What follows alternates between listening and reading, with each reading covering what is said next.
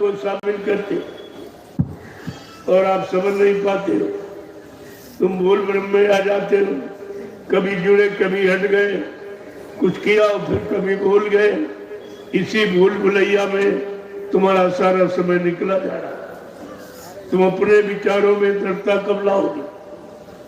अपने संकल्प को दृढ़ मजबूत कब करोगे कि हमको अपने घर जाना? अगर ये लक्ष्य निशाना आप बना ले और ये आज की ये पावन पुण्यतिथि पर ये संकल्प ले कि आज से मैं अपनी जीवात्मा के कल्याण के काम में लग जाऊंगा। दुनिया के काम ये कभी कम न होंगे।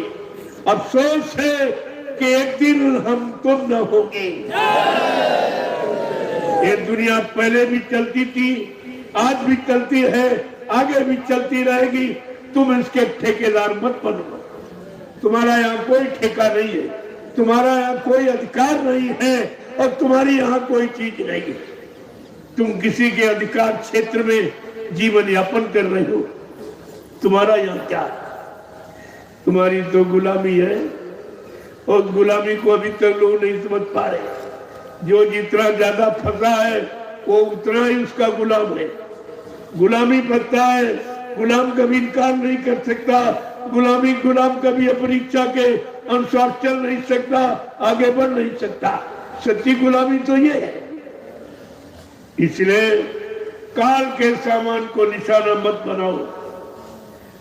जो ज्यादा देगा समझ लो तुमको भुगताना चाहता हो जाए कोई तुम्हारा लाभ। ये संत मत उल्टा मत दिखाई दे।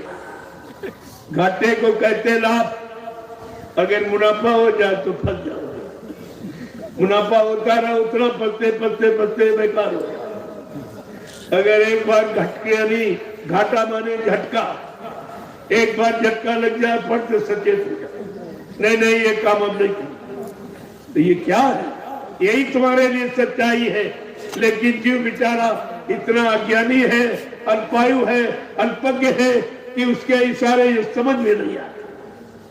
वो अपना नुकसान समझता कि हमारा नुकसान हो गया और तुम्हारा लाभ करा दिया। कहते जितना नुकसान हो जाए उतनी चीज से तुम आगे फुर्सत पाते रहो। चला गया अच्छी बात, उससे फुर्सत मिल गई और जाना तो एक ही नहीं। अरे तुम्हें भी जाना है, तुम सामान की चिंता करते हो, अरे तुमको भी जाना। और सामान जब जाने लगे समझ लो तुम्हारे जाने की बारी है। जब किसी का ट्रांसफर तबादला होता, पहले वो सामान ट्रक पर लोड कराता है, पीछे से अपना जाता है। कहा ये सामान चल चुके, अब हम भी जाने वाले हैं। ये आंखों का देखना और कानों का सुनना और वाणी का स्पष्ट बोलना और पैरों से चला न जाना, हाथों से उठाया न जाना, मन बुद्धि चित्त में यादगार समाप्त हो जाना, ये उसी के लक्षण है कि सामान जा रहा है। अब हमारे जाने की बारी है। जब सामान से पता चल जाए ये सब जा रहा है, हमारे जाने की बारी, तो फट से आपको मुड़ जाना चाहिए, चेत जाना चाहिए, जाग जाना चाहिए और संभल करके खड़ा हो जाना चाहिए कि अब हम अपने घर की तैयारी करें। इस तैयारी का कोई मतलब नहीं है। ये तो जो तैयारी की थी वो जा रही थी और जिसके लिए थी वही सब जा रहा, तो तैयारी का मतलब क्या है? लेकिन तुम्हें इतना काल ने फाड़ दिया। काल की दया हो रही, समझ लो कि जब बहुत फंसाओ, बहुत धन आ रहा, बहुत पैसा आ रहा, बहुत सामान है, बहुत झूठा सम्मान है, ये सब काल का था। ये मिलने लगे समझ लो फिर तुम निकल नहीं पाओगे। इतना वो फाड़ देगा, इतना लोभ लालच और मोह ममता बढ़ा देगा कि निकलना बड़ा मुश्किल हो जाएगा। इसलिए सद्गुरु जिस पर प्रसन्न होते हैं, अपने सच्चे आशिक को, सच्चे मतलब यानी भक्त को 3 चीजें प्रदान करते हैं: बीमारी, गरीबी और बदनामी। ये 3 चीजें देते बड़े भक्त। जिसको ये तीनों चीजें मिल जाए समझ लो एक ही जन्म में पार हो जाएगा। वो एक ही जन्म में निकल जाएगा, उसे यहाँ कोई रोक नहीं सकता। बीच के मंडल में भी कोई मंडलाधीश उसमें रुकावट नहीं डाल सकता। आपको ये समझना चाहिए कि हम अपने चलने की तैयारी, अब समय आ गया है, धीरे धीरे धीरे मुड़े, जहां हो वहां तो देख लिया, एक बार, दो बार, तीन बार, चार बार, 1000 बार करके देख लिया है, मिला कुछ नहीं। जो था वो भी चला गया। अब भी चेतो, अब भी जागो, होश में आ जाओ, नहीं ये समय किसी को माफ नहीं करेगा।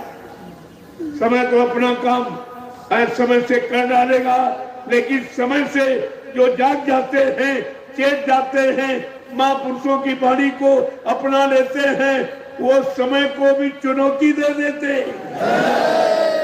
उनका काल समय कुछ नहीं कर सकता, अगर दयाल की शरण आपने मजबूती से पकड़ी है तो। ऐसा परमात्मा वचन, इसलिए चिंता का विषय नहीं है। जब मालिक मौजूद होते तब फिर चिंता की क्या, वो तो उसकी जिम्मेदारी वो खुद ही करे अपना, लेकिन तुम ऐसा समझ नहीं पाते हो, ऐसा अपने आप को बना नहीं पाते हो, उनके अनुसार तुम मन को चला नहीं पाते हो। कभी तो ये, अगर ये सारी कमी दूर हो जाए तो फिर चिंता किस बात। कबीर साहब ने इसीलिए कहा अपने जीवों से, अरे जीव तो मत करा फिकरी, लेकिन सौंप दे भली बुरी सिगरी। जो भी तूने अच्छा बुरा किया वो सब सौंप दे, भली बुरी खोटी खरी, गुरु आगे सब खोल, क्योंकि वो सब जानता।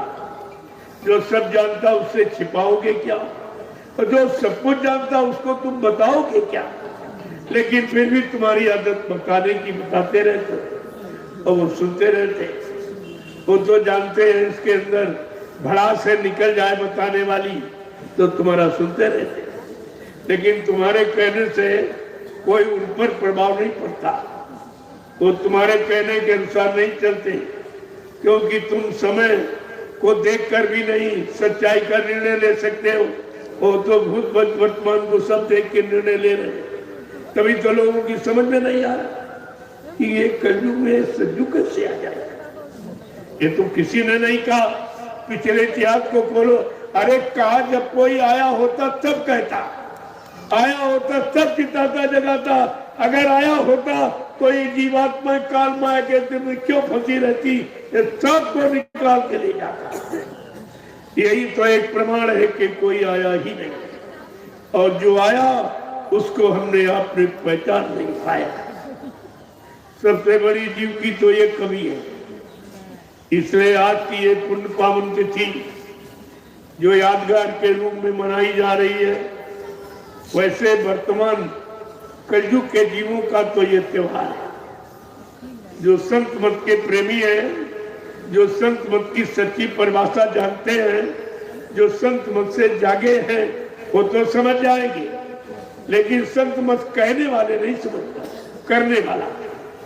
और ये सब कहने वाले, सब कहने वाले, लिखने वाले, पढ़ने वाले, चिल्लाने वाले, करने कराने वाला कोई नहीं। इसीलिए लोगों की समझ में नहीं आ रहा ये सब क्या कहा जा रहा। ये आज